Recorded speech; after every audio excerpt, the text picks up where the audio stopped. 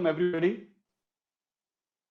We are so fortunate and privileged to have Professor Arvind Sharma with us today. People are still joining. This is the monthly series on Indic studies or India studies that we started in February 2021 from Flame University in Pune, whose background you see on my virtual image on this Zoom session. And so February, March, April, and then we took the summer break, and now we are resuming the webinar series with probably the most senior scholar, professor, author on Hindu studies in the world, in English definitely, who has written dozens and dozens of books on Hindu studies in English. So probably the largest number of books written, academic books written on Hindu studies. We have such an honor and privilege to have Professor Arvind Sharma with us today, all the way from Montreal in Canada, where the only region of Canada where French is spoken. But Professor Sharma has been there at McGill University for many, I think, decades. And 20 years ago, when I started my own journey from just being a normal, usual H1B software engineer person, and I wanted to try into academic study of India, Hinduism, Jainism, Buddhism, Professor Sharma was the earliest person I reached out to, and he was always full of blessings, full of good wishes and encouragement. He said, yes, Pankaj, you should do it. And I tried, and I did my PhD and read his books 20 years ago, and I'm sure generations of students have read his books. Let me read now his formal bio.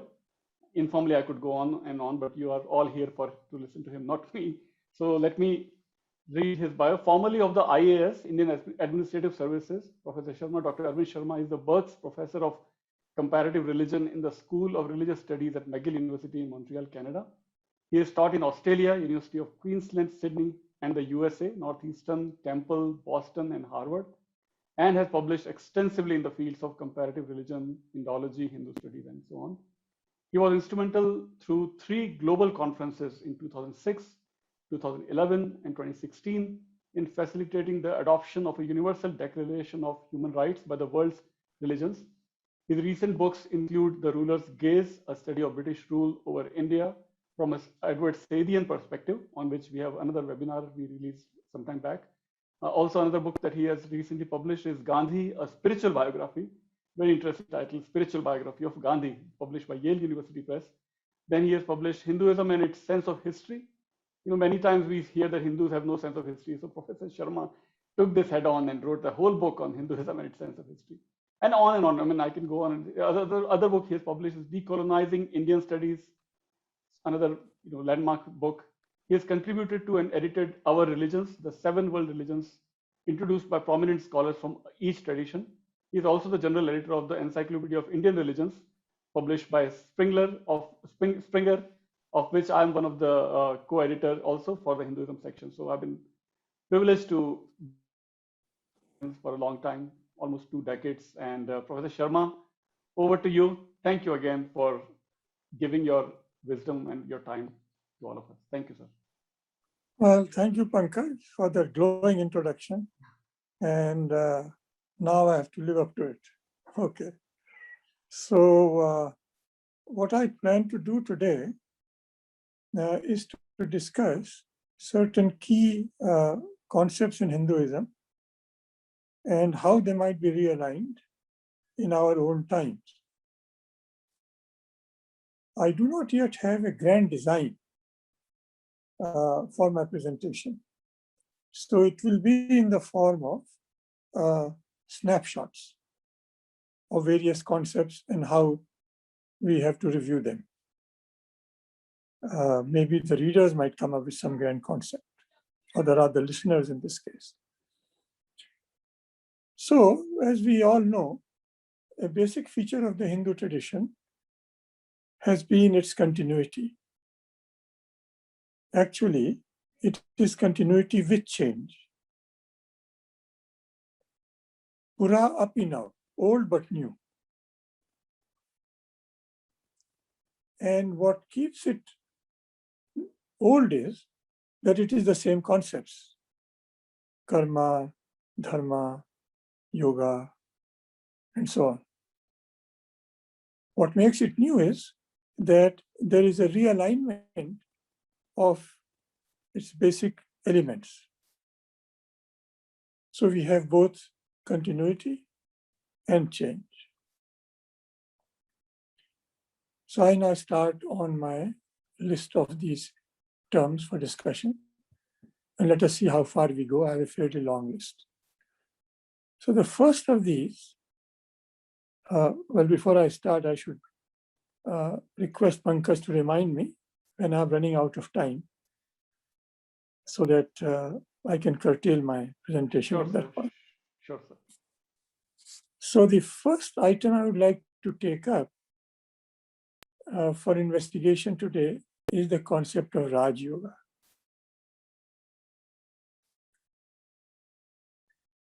Now, Pankaj, if I asked you, what does the word Raj Yoga mean? What would you say? Oh, okay. No, Raj this is Yoga, not a trick question. This is not a trick question, Yeah. Raj Yoga, as explained by Swami Vivekananda, is the one that involves the concentration of mind, meditation, dhyan, yoga, everything, Hatha yoga, and all. Exactly. Yeah. That is, the focus is on the mind.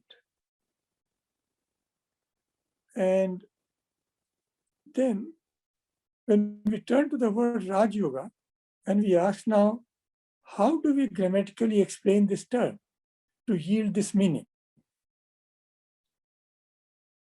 Now, by a well-known Paninian Sutra, I think Raj Danta Dishuparam, which is usually applied in this case, the meaning is derived in the following way. Best or the king among the yogas is Raj Yoga. King among the yogas, meaning the best yoga. So as Pankaj explained, it deals with the mind, because the mind is the main instrument of both bondage and salvation. This is the traditional explanation. This is the explanation used by Swami Vivekananda and many others. But let us reflect on the term again. Could it not mean the yoga of kings, Rajyam Yoga? It's perfectly justifiable grammatically, this particular use. What made me think about this is the following consideration. When you go to Raj Yoga, specifically to Raj Yoga, and even to yoga in general, you find there is a lot of emphasis on keeping the mind steady in joy and sorrow, in failure and success, and so on. I am sure there are people in the audience who can cite verses to support what I am saying. Now, in the course of our life, what are the vicissitudes we are likely to face is the question I ask myself. In my life as an academic, what is the worst that can happen to me? Well, a paper might get rejected. A book may not get published. Yeah, it's a setback, but it's not a real crisis. What is the best that can happen to me? A book will get published. The paper will get published. I may get elected to some office in some professional organization. What I'm trying to say is that the range of vicissitude in the kind of life you and I lead has a very narrow bandwidth. It is in politics that you get real upheavals in terms of vicissitudes. Today you are in power. Tomorrow you are out of power. This may happen democratically. This may happen militarily. But this is the nature of politics. So if we understand the word Ragyam or the kings here as those who are members of the political class, then they are the people who really need yoga.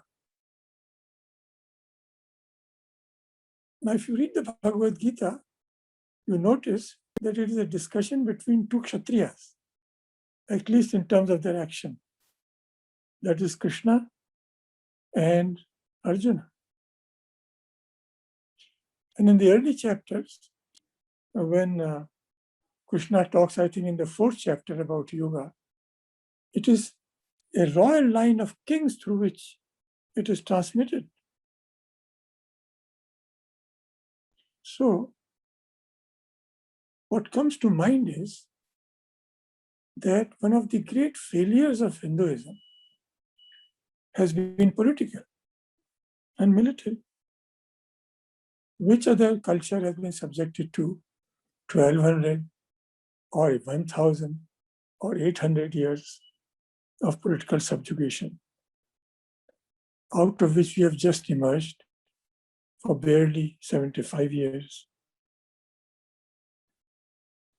So should we not consider the other meaning of the word Raj Yoga as relevant for our times? So this would be my first item for discussion. Should we, in the light of what I have said, start interpreting Raj Yoga as the yoga practiced by those in the political class?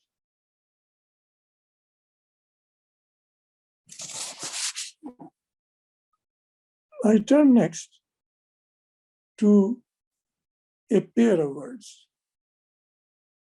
In English, we might use the words piety and power to denote what I have in mind.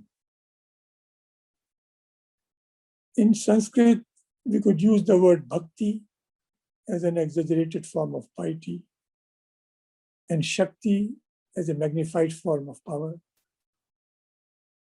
So we can contrast bhakti with Shakti, or if that is too extravagant, we can contrast Sahishnuta, tolerance, with Jishnuta, the desire to be victorious.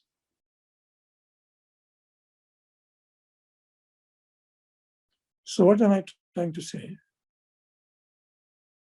I alluded earlier to the problem of Hindu civilization, that its great failure from one point of view is not spiritual, not moral, not social, not economic, as much as it is political and military. Why is it so? Is it because when we face a problem, we start thinking or reacting to it, or thinking in response to it or reacting to it in terms of piety, which is the virtuous thing to do, which is the right thing to do, which is the pious thing to do, instead of reacting to it in terms of which is the most effective thing to do, which is which way should we react so as to we are able to overcome this, be victorious over it. This often boils down to a question of means and ends. When we become focused on power or Shakti or Vishnuta, we are concerned with obtaining the result, the outcome, the end.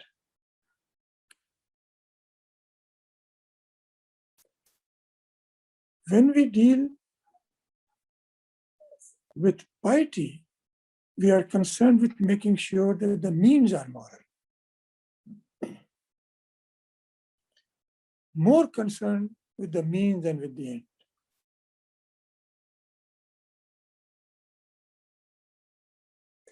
does this explain, at least in part,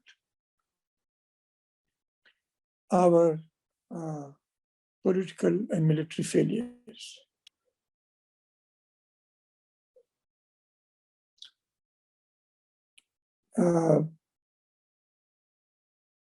Let me see if I can think of a suitable example for this. Let us take the Kargil War.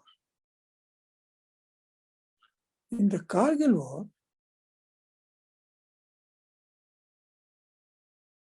I think the then Prime Minister of India,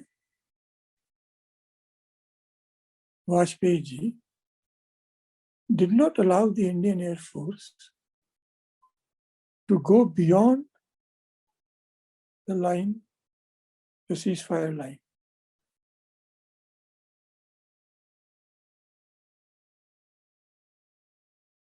Why?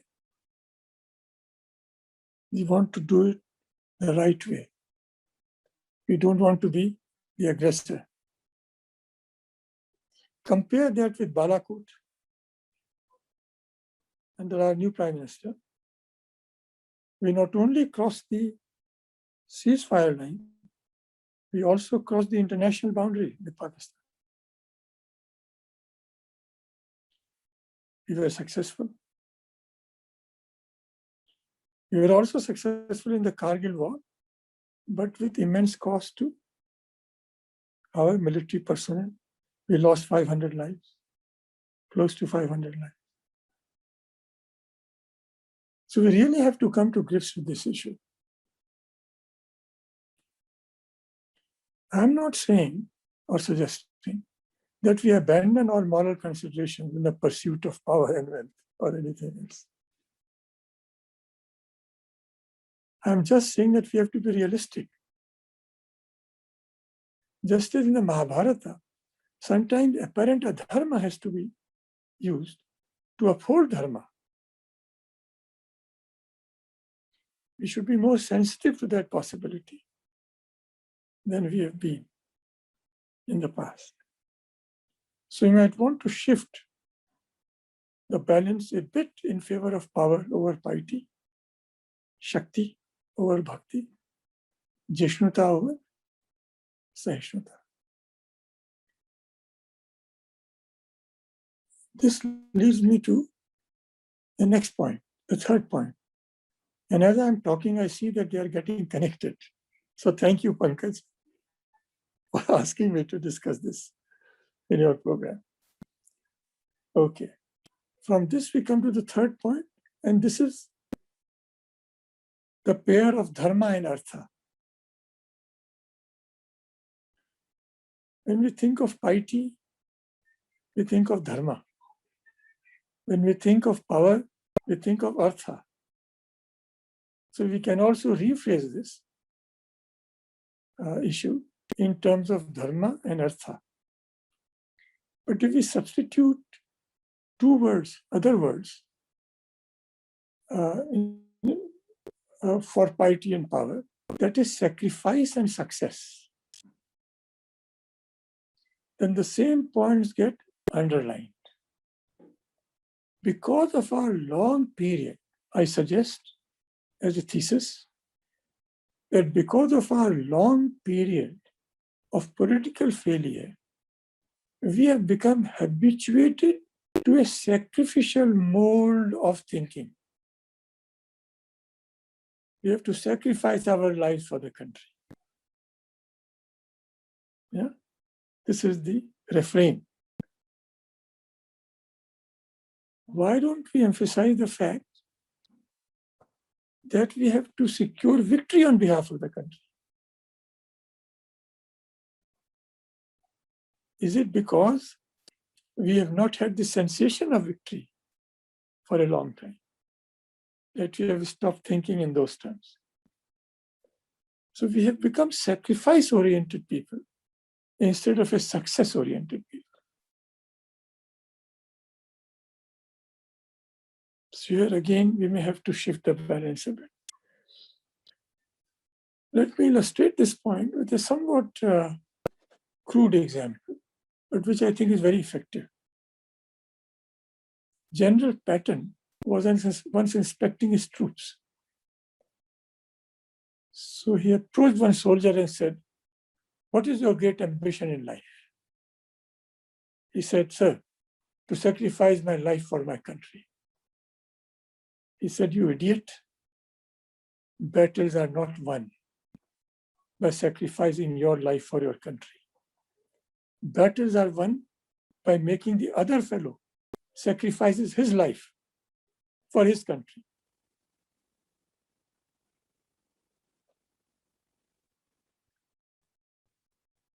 I think the merit of this exchange is that it highlights this difference between sacrifice and success orientations.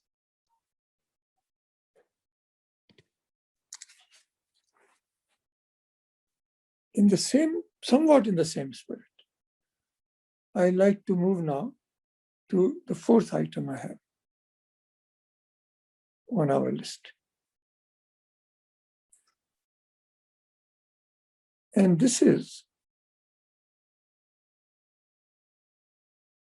the distinction I want to set up between Swadharma and Paraspar Dharma. All of us are familiar with the concept of Swadharma. But just to remind ourselves of what is involved here, let me take recourse to the experience of the Jewish tradition. There is a famous statement in Judaism. Rabbi Juzia said,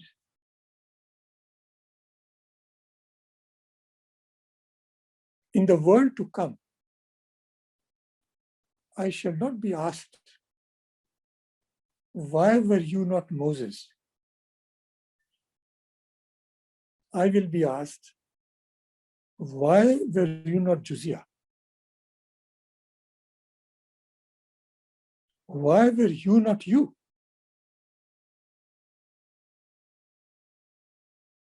I find this extremely helpful, this example from Judaism, in explaining this term Swadharma to my class. And the disciples of Rabbi Juzia then comment, "In the world to come, I shall not be asked, 'Why were you not Juzia?' I shall be asked," and the person puts his own name there, "Why were you not Pankaj? Why were you not Arvind?"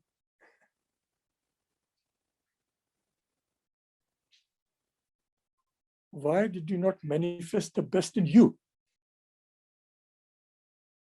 Okay. The Swadharma concept, was emphasized by Mahatma Gandhi, emphasized in the Bhagavad Gita. Now, there is good reason why it's so prominent in our imagination in India.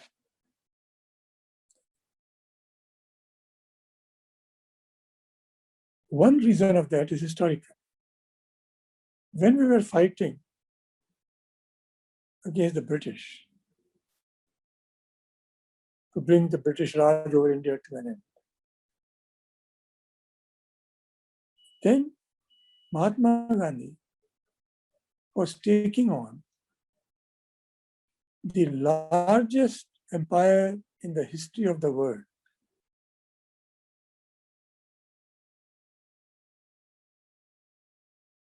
What chances did we have of succeeding? Please don't look at it in the context of 1947. Look at it in the context of 1920.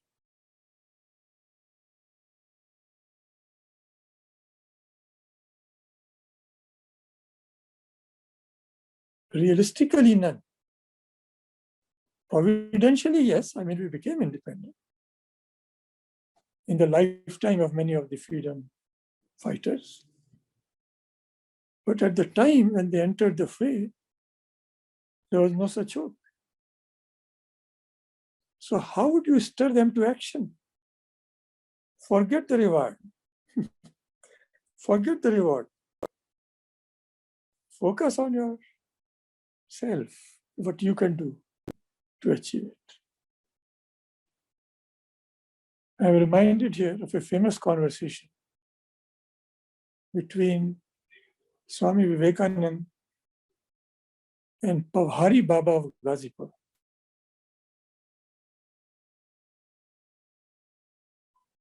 After the passing away of Swami Ramakrishna, Swami Vivekananda undertook a tour of India as a sannyasi.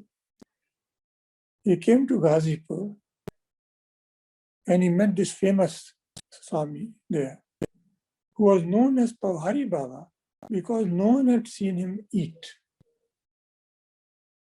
So he was supposed to live on air. So it is Pavana Hari had become Pavari Baba. And he asked him, that is, Swami Vivekananda asked Pavari Baba, how does one achieve the impossible?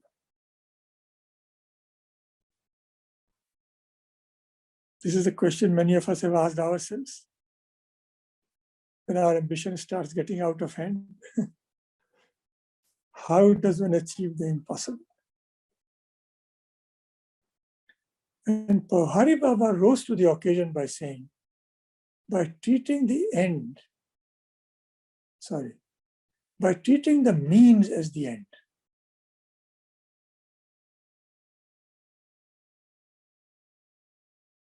Which I think we can all grasp. But the next part, the full understanding of it still eludes me. He said, by treating the means as the end and the end as the means. Now the first part of it brings us back to Swadharma. Focus all your energies on the means. Don't even think about the end. In a way. So we are thoroughly imbued with the idea of Swadharma, and which is all to the good. But is it all to the good? What happens when you become solely focused on doing your duty? When you become solely focused on doing your duty, you become liable to what I call deontological exploitation. What do I mean by that? Suppose a student comes to me and says, sir, I have not understood this point. And I say to him, go read this book. What have I done?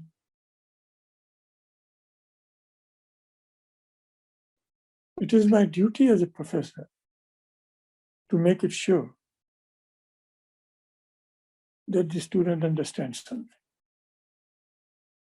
Actually, we only really understand only those things which can make somebody else understand. What have I done by asking him to go and read the book? I have dodged my responsibility and asked him to do his duty. Go and read the book. If a wage earner asks the master for a raise and the master says, do your job better, what is he doing? If he is underpaying the worker, he's again indulging in deontological exploitation. He's basically saying, you have no right to ask for a raise. Do your duty.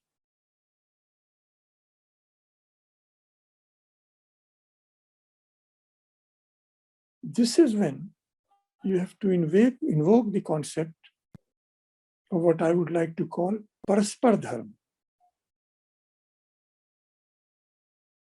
mutual duties. Yes, the worker has a duty to render service to the master. The master has a duty, the employer has a duty to pay him properly. You can rephrase this in terms of duties and rights,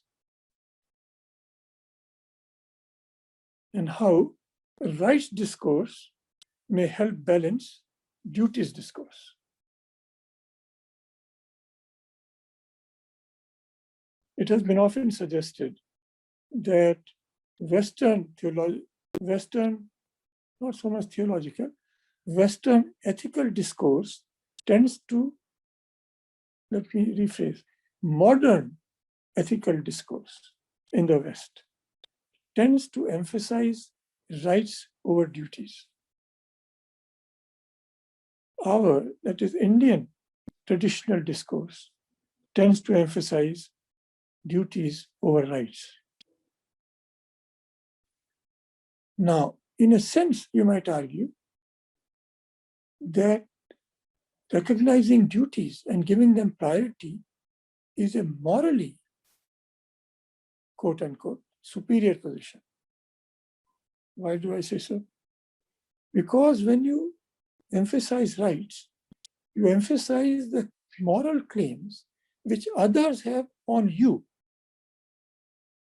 which take the form of your duty to them. When you ask for your rights, you are emphasizing the moral claim you have on them.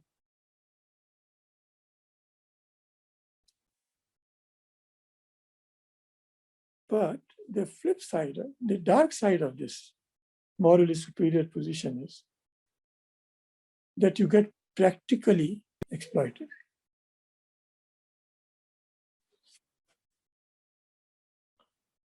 So we should now think more in terms of Paraspar Dharma.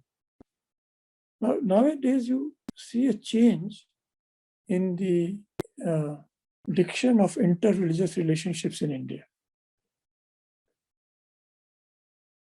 In earlier times, the emphasis was, we must be nice to them. Whether others are nice to us or not is up to them. So we must treat, say, Muslims and Christians as Hindus with tolerance and respect. And now I notice a tendency in the discourse in India, and I think Yogiji articulated it recently, that I respect Islam to the extent Muslims respect Hinduism. He said the same thing of Christianity. Now this is Paraspar Dharmata. What Yogiji said is Paraspar Dharmata. What Gandhiji might have said, we must do our duty, will be Swadharmata. The way I'm looking at it. I'm not taking sides on this issue at all. I'm just analyzing the issue, not advocating either position at the moment. How are you doing on time? Okay, so far so good. We have spent 36 minutes so far. Oh, very good. Okay. Yes. Good. So we discussed the two ways we can interpret Raj Yoga to begin with. Then we talked about piety and power, or bhakti and shakti, or sahishnutta and jishnuta. Then we talked about dharma and earth and success and sacrifice, or rather sacrifice and success. And now we are on Swadharma and Paraspar Dharma. Paraspar Dharma is hinted at in the Gita when it speaks of human beings doing something with the gods and the gods doing something for the human beings. Parasparam bhavayantaha. Shreya paramavapsyatha. The ultimate good is achieved when there is this mutuality. Parasparam bhavayantaha. Shreya paramavapsyatha. Okay. There's a slight change of gear, my next point. And it turns on the question of India being the Vishwaguru. We had a lot of talk about Vishwaguru these days, especially in the emanating from the Hindu right circles, that we have to be the Vishwaguru, and we were the Vishwaguru of the world, and we have to be again. And now there is some historical depth to this, but to place it in context, there are very few attempts at Hindu definitions of Hinduism, in the sense of Hindu is a word of recent vintage, especially in the sense of Hinduism. But it has started acquiring this religious connotation in medieval times. And we have this following definition of a Hindu coming from Madhvacharya Vidyaranya, the person who inspired Hariharan Bukka to found the Vijayanagar dynasty in the 14th century. As many of us already know, Hariharan Bukka had fallen into the hands of the Delhi Sultanate. They had converted to Islam. They came back to the Deccan. They were reconverted to Hinduism by Madhvacharya, whose post-sannyas name was Vidyaranya. And who then founded, the two of them then founded the Vijayanagar Empire. So he says, Omkar mantra mooladya punar janma dridha vrata ko bhakto bharat guru Hindu hinsan dushika. Who is a Hindu? Omkar mantra mooladya, who believes in the Omkar, like the Sikhs. Punar janma dridha vrata, with a firm conviction in rebirth.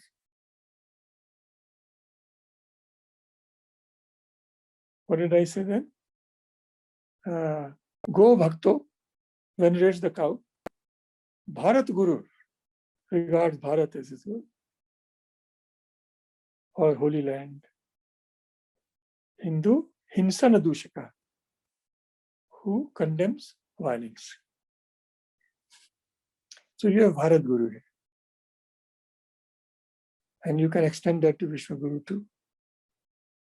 But we should recall now that between his time and he founded the Vijayanagar Empire, which was the Hindu response to the Delhi Sultanate. It is an example of success over sacrifice, of Shakti over Bhakti, of Raj Yoga in the sense we are proposing. So you could talk about Bharat Guru and now Vishwaguru. But we have had this long period of subjugation. So the proper response, it seems to me now, because who has defeated us? The Vishwa. The Greeks almost defeated us, not quite, Alexander. The Indo-Bactrians, the Indo-Parthians, the Shakas, the Yechi, all poured in after the Mauryan Empire. Then they have the Arabs, the Turks, the Afghans, the Mongols, the Dutch, the Portuguese, the French, the British.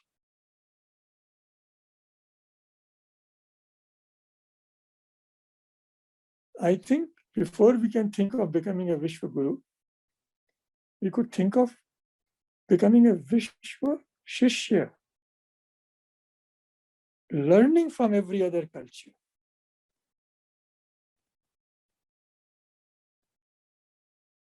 Why did they prevail over us? How did they prevail over us? Or what a person like Chanakya would call Shatru Bodh. Come to know your enemy. And if you want to make them Shishyas, then come to know your Shishya first, before you want to be their Guru.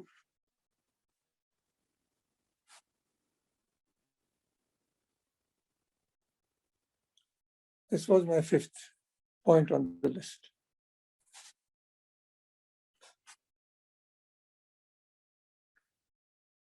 For my next point, I'd like to distinguish between what we might call Dvija Dharma.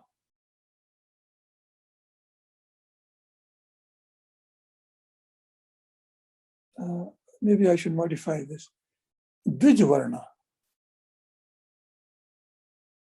rather than Dharma. Dvijvarna and Sarvavarna. So I know question marks are hanging in your mind around these terms. What is this Dvijvarna and what is this Sarva? I have in mind the last portion of the Apastamba Dharmasutra. As we all know, the Dharmasutra are a discussion of the way we should lead our life. Question of Dharma, what is the right thing to do? Towards the end, the question is raised, what about Dharmashesha? What is Dharmashesha? The remaining points of law or lifestyle which have not been discussed in this text. How do we decide on them? About them? Or in relation to them?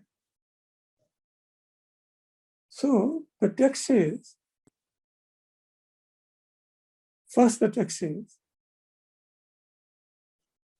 take into account the behavior of the Dvijas. Who are the Dvijas? The male members of the first three Varnas, Brahmana, Kshatriya, and Vaishya, who have the right to Vedic study. So this is somewhat like asking or saying, if you are facing a moral crisis, or even otherwise, you want to know what to do and are at a loss, how should you proceed? Someone might say, think like Gandhi. What would Gandhi do? If you are a Christian, Indian Christian, you might even want to say, think like Mother Teresa. If you are or just a Christian, think like Jesus. What would they do? And it's a nice way of looking at the issue. Yeah. So here he is saying, look at the Dvijas. How do they behave? How do you think will they behave in such a situation? Sort of. But then it says, according to some, Istribhya Sarvavarnebhya Dharmasheshan Etaditi Shesha Pratiyat.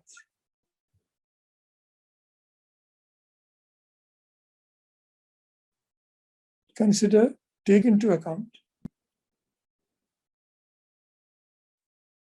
all the Varnas and women.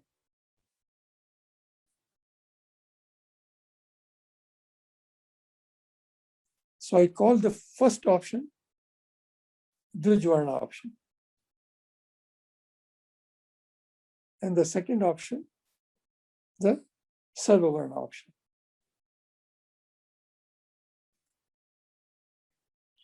Now, when I go out on a limb here, one way of looking at the history of Hinduism is in terms of a tension between these two options.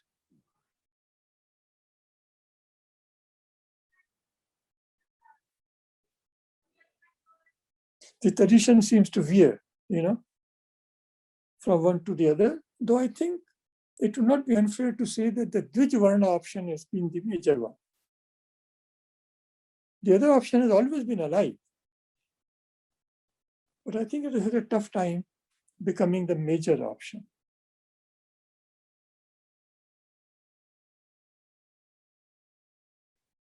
That it has been alive is clear from such statements as found in the Mahabharata. In the famous Yaksh Prashnas, one of the Prashnas Yaksh asks is, Kapantha, what is the way to go?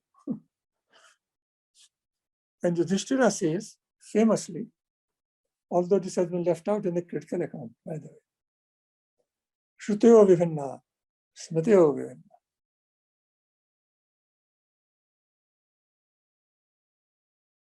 The revelation is self-contradictory. Smateo Vivinna. Traditional literature is also self-contradictory.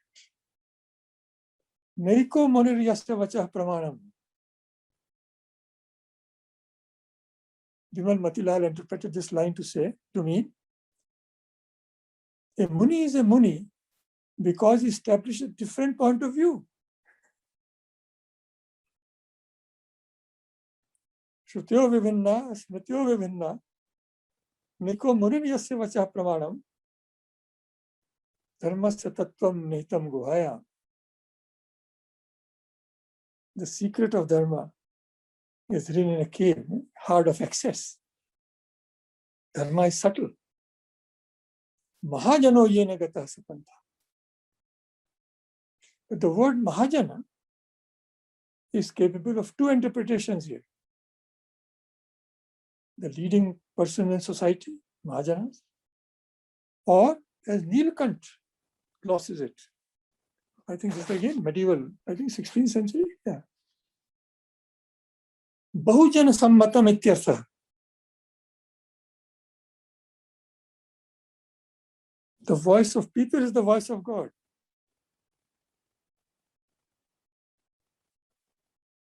I think this is the Sarvarna option being echoed. So perhaps the time has come for Hinduism to treat this as the main option.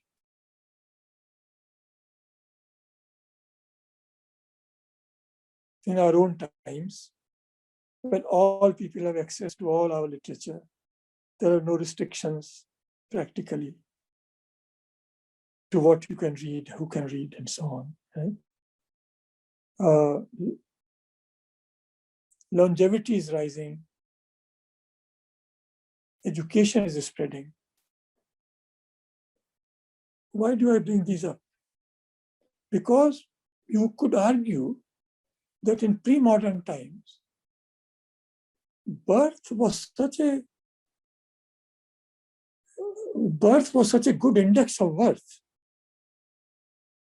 that it start being used as the index for everything. That is, if you are born in a family that determined what kind of person you would be, how educated you would be, what your lifestyle would be to such an extent that it determined your worth. So there was some justification for arguing that a group of people who is trained in these things, right, the male members of the three higher varnas, may be delegated the task of guiding the rest. But now, this charitable view of the arrangement also is no longer valid. There is mobility, there is longevity, there is literacy. Yeah. So I guess we've run out of time, or have we? We have spent 51 minutes now. Yeah. You want to go in for questions and all, or as I said, sure. I have no grand design yet. Yeah. Yes. We have already some questions, sir. Yes. So I'll take the first question from Professor Graham Schweig Right. from Virginia. Okay. So he has asked this question, is it Paraspar Dharma of which Professor Sharma speaks, as in Bhagavad Gita chapter 10 verse 9, Bodhayantaha Parasparam, or is the phrase this, or is this a phrase coined by Professor Sharma? I have used the Gita verse to coin this. Okay. So Yeah, Professor Sharma has coined this verse based on the Bhagavad Gita verse. Bhagavad Gita. Yes. Okay, good. Let me. Okay, Professor. Yeah, he understood your response and he's happy with your response, Professor Schweig. I think people are raising hands. I mean, people should type the questions in the chat window so that I can read them. I'm not sure if I can, is there any other way to do this? Because this is a different kind of Zoom setting. Right, somebody else. All right, yeah. Please type your questions on the chat window, and I would be happy to read them. Very beginning, in the beginning, Vijay Bhatt had typed the definition of Raj Yoga when you were asking. He simply said Raj Yoga means the practice as proposed by Patanjali. So yes, that's pretty straightforward. Yes. Yeah, and that becomes mental pretty quickly, you see. Right. Yam, niyam, asana. Yes, yes. And asana, there is only Sukhamasana, you know, in a Yes. easy posture. Yes, yes, yes. Right, right. Please type your questions and we will be. Professor Nataraju from Assam, from Silchar, Assam University, Central University, he's asked this question. Meaning of Rajasuya may help in explaining Raja Yoga. Interesting. Very good. Speculation. Very good Yes. thought. Yes. Yeah, thank him for it. Please, thank you. Thank you, Professor Nataraju in Silchar, Assam. Yes. All right. See anybody else? Any other?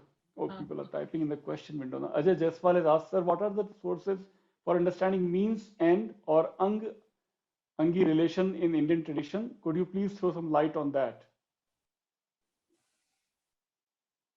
What are the sources for understanding means and end, or Anga and Angi relation in Indian tradition?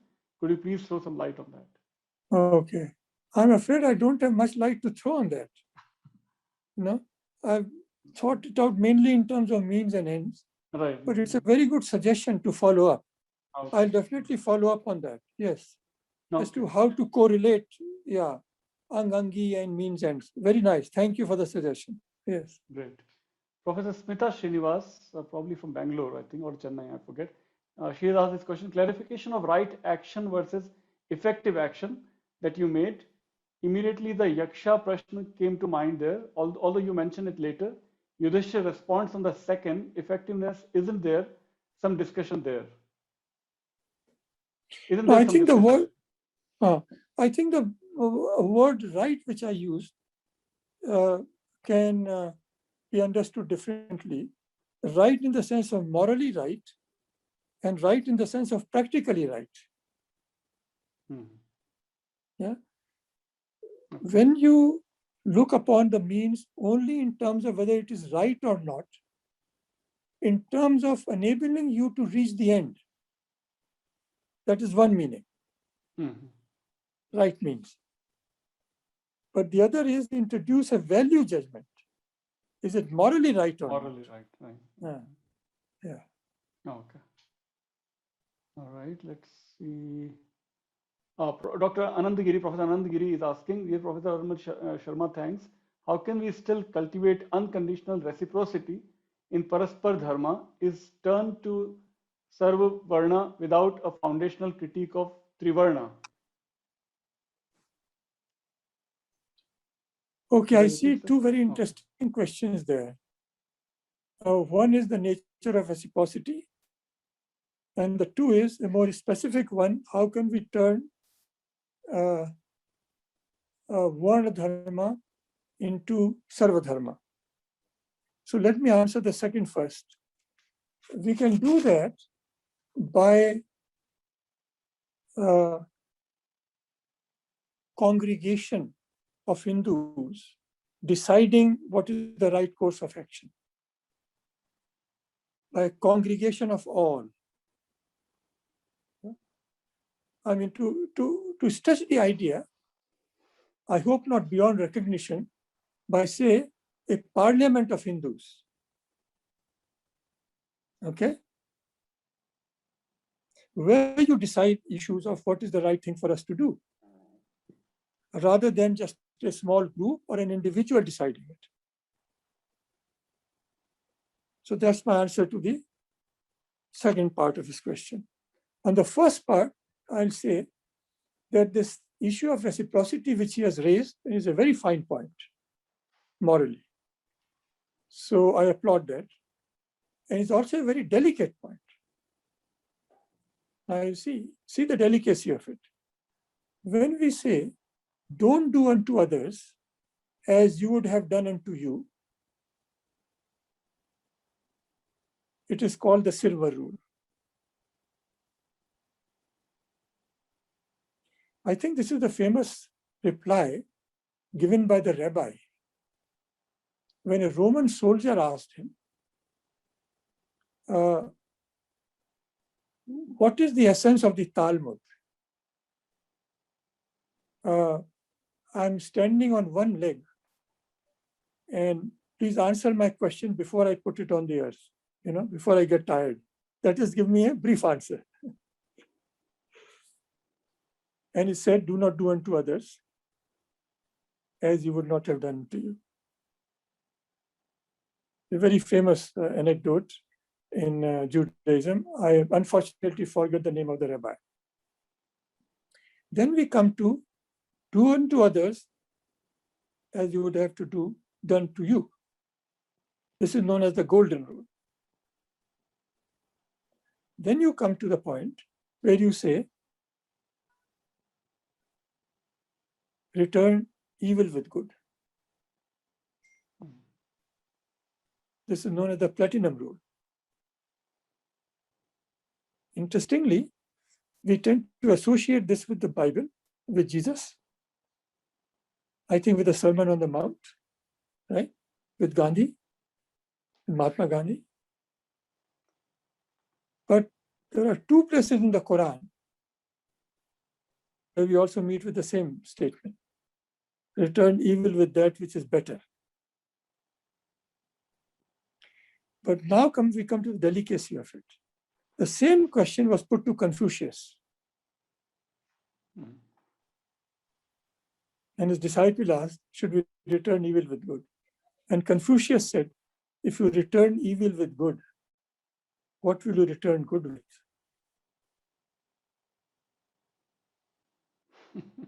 Therefore, return good with good and evil with justice.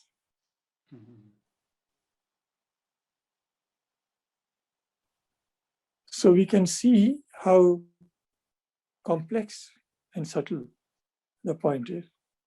And I think I cannot hope to resolve it. I'll leave it at that. And there might even be some tension involved here. Great. Another question by Anup Kumar, Professor Anup Kumar from Ohio. Professor Sharma, could you please elaborate on Paraspar Dharma from perspective of social ideals? It seems transactional. Yes.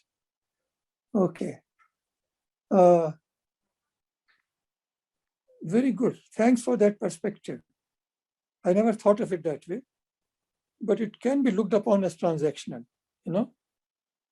It can be. Just as these days people are saying that Kanyadan is transactional, which it is not. But, just to keep in mind that this perspective has to be taken into account. Okay. So why is it not transactional? I would rather choose to look upon it in terms of justice. That by making a rights claim, you are balancing the beam of justice. If duty course dominates, then that part of the beam sinks. And people with the rights course have an upper hand. And the opposite happens when we flip the roles. So to my mind, the way I came to it was in the interest of securing justice, which here takes the form of balance between these being recognized, both poles being recognized.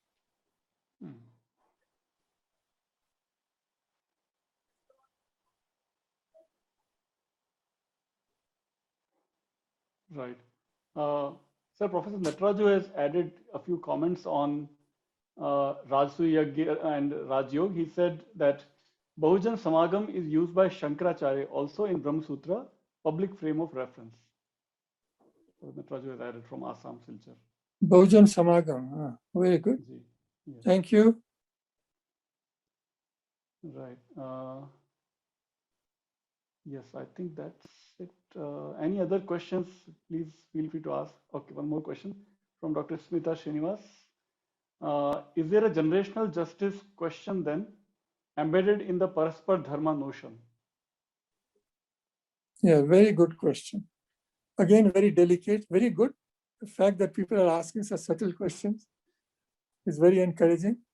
Now, it can be extended in that direction. This brings me to a point in human rights discourse, in current human rights discourse. Human rights discourse, as it stands today, knows biography, but not history. So I think the great moral issue of our times, one great moral issue of our times is going to be the question of the righting of historical wrongs. This is one way in which we can look upon the affirmative action programs in India. First for the former untouchables, and then for the lower castes. Right? The righting of historical wrongs. And I think this perspective is a very important one. We should start. Okay, let me back up a bit. Please remember that at one time in the history of humanity, theft was not a crime.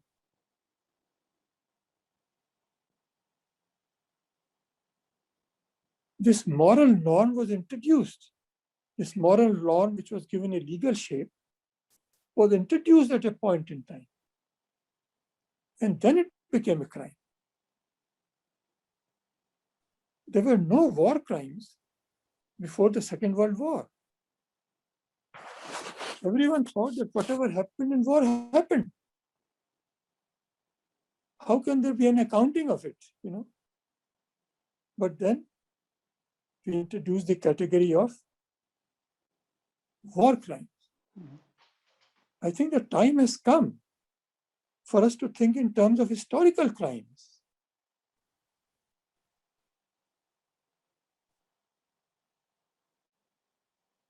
And to think in terms of the way women have been treated in the past, almost in all religions, and other discriminatory practices in the past, which we now dismiss as, oh, that was in the past, oh, that was history. We can only say all that up to the point where we have not made them justiciable in terms of ethics and law. Once you do that, they will become a crime. They will become a crime, right? Then people say, oh, how can we deal with this so huge a problem? It is like the first man who's saying that theft is a crime, right? Oh, everybody steals. How can we have such a law? Oh, how can we have laws in war when But we did. the oppressive element in that arrangement becomes unbearable?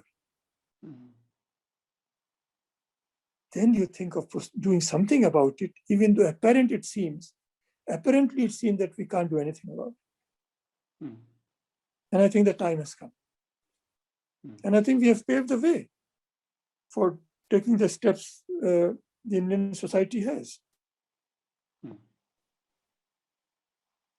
Okay, thank you, sir. Let's see if anybody else has. Yes.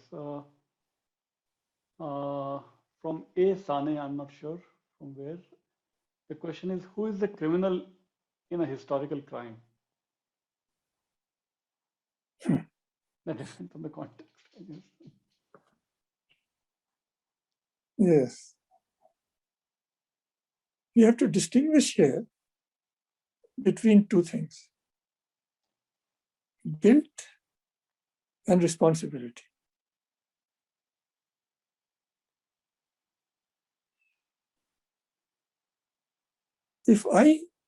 Good example is slavery, because in America, you have many people saying, well, I don't have slaves. Why should I be held responsible for what my ancestors did? Right? A good point. Yeah.